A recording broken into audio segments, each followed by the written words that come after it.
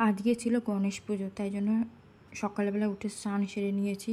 এখানে একটা হলুদ কাপড় কিনে এনেছিলাম, তো সেটাকে পেতে দিলাম। আর এরপর কিছু ফুল কুচিয়ে নিয়েছিলাম ঠাকুরের আসনে, সেই ফুলের কুচিগুলো দিয়ে দিলাম। তারপরে আমার যে দুটো গণেশজি আছে তাদের দুজনকে আমি ওখানে বসালাম। আমার কাছে কিন্তু অনেক গণেশই আছে, কিন্তু এদের দুজনকেই আমি পুজো করি, দুটোই মাটির গণেশ। আর তাদেরকে বসিয়ে দিলাম। আর তারপরে আমি অগরু আর গোলাপ জল দিয়ে ওদের গাগুলো পরিষ্কার করে দিয়েছিলাম। যেহেতু মাটির, তাই পঞ্চামৃত দিয়ে অভিষেক করা যাবে না, সেই জন্য আমি গা মুছিয়ে দিয়েছিলাম অগরু আর গোলাপ জল দিয়ে। তারপরে বসানোর পর এখানে একটু তেলের প্রদীপ আর ধূপকাঠি দিয়ে আরতি করে নিলাম, কারণ বসার পর একটু আরতি করতে হয়, সেটা করে নিলাম। আর এখানে পদ্ম ফুল রেখেছি চন্দন দিয়ে, তো এরপরে পদ্ম ফুলটাও আমি নিবেদন করব। আর কালকে তো আমি বাড়িপুরে গিয়ে সমস্ত বাজার করে নিয়েই এসেছিলাম গণেশ পুজোর জন্য। আর এখানে পদ্ম ফুল যেটা ছিল সেটাও নিবেদন করলাম। আর এরপরে আমি বাড়িপুর থেকে নিয়ে এসেছিলাম, এই প্রথম নিয়ে এলাম দুব্বর মালা, তো সেটাও গণেশজিকে অর্পণ করলাম। খুব ভালো লাগলো দুব্বর মালা প্রথম গণেশজিকে দিতে পেরে। আর তারপরে এখানে জবা ফুলের মালা ফুল দিয়ে আমি ভালো করে সাজিয়ে নিয়েছি। সবটা ভিডিও করা হয়নি, যেহেতু পুজো করতে করতে ভিডিও করলে পুজোর দিক থেকে মন চলে যায়, তাই এখানে ভালো করে সাজিয়ে নিয়ে তারপরে আমি ভিডিও করলাম। এখানে আমি চন্দনের টিপ পরিয়ে দিয়েছি আর ফুল দিয়ে ভালো মতন করে সাজিয়ে নিয়েছি।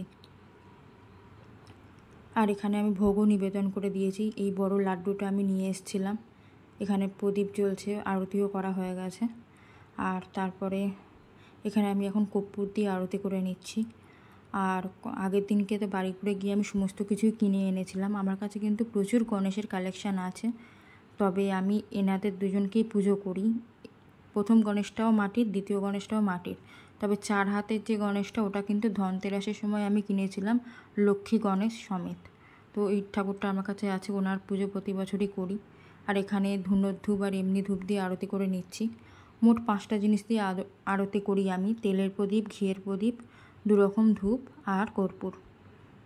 আরও অনেক কিছু দিয়েই আরতি করা যায়, তবে আমি এগুলো দিয়েই করি, তো সেটাই করছি। আর এবারে গণেশ পুজোটা খুব ভালোভাবে করতেও পেরেছি। খুব চিন্তায় ছিলাম যে সকালে উঠে পুজো করতে পারবো কিনা সময়ের মধ্যেই পুজো হয়ে গেছে। আর এবারে যেহেতু আমি দুপুর মালাটা দিয়েছি, ওই জন্য আমার খুব ভালোও লাগছিলো। আর যা গরম পড়েছে, জবা ফুলগুলো একটু কেমন মতন হয়ে গিয়েছিল, যাই হোক দিতে পেরেছি, এটাই সব থেকে বড় কথা। তো এরপর তেলের প্রদীপ দিয়ে আরতি করে নিচ্ছি। আর এই ছিল আমার গণেশ পুজো।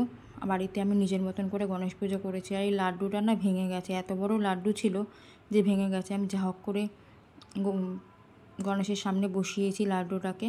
আর এখানে অনেক ধরনেরই লাড্ডু দিয়েছিলাম, এই এক রকমের লাড্ডু, তারপরে একটা দরবেশ লাড্ডু যেটা সেটা, তারপরে মুগের লাড্ডু, তারপরে এমনি ছোটো যে লাড্ডু সেই লাড্ডু, তারপরে মোদক এনেছিলাম 3 রকমের, একটা নারকোল দেওয়া মোদক, একটা নর্মাল মোদক আর একটা চকলেট মোদক।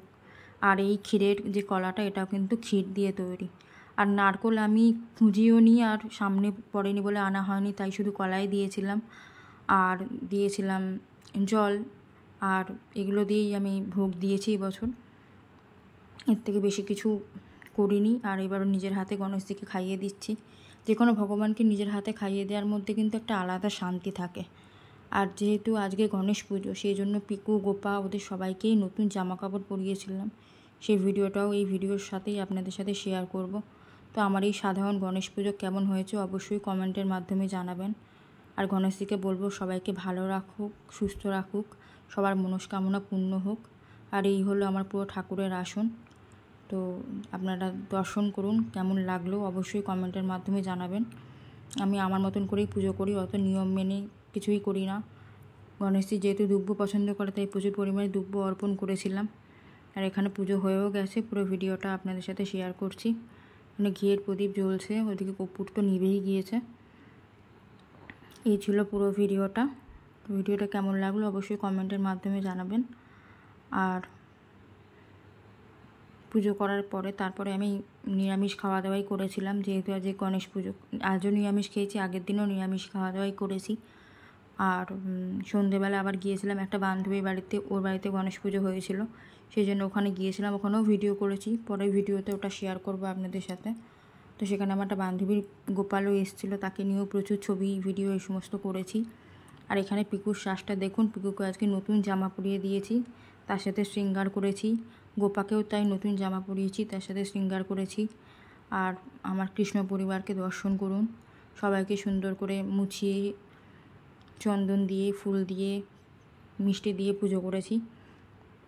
আগে এনাদের পুজো করে তারপরে গণেশজিকে পুজো করেছি, যেহেতু গণেশজির পুজোটা করতে বেশি সময় লাগবে, সেই কারণে আগে উপরের পুজো সেরে তারপরে গণেশজিকে করেছি। আর এই হলো আমার নতুন বাচ্চা।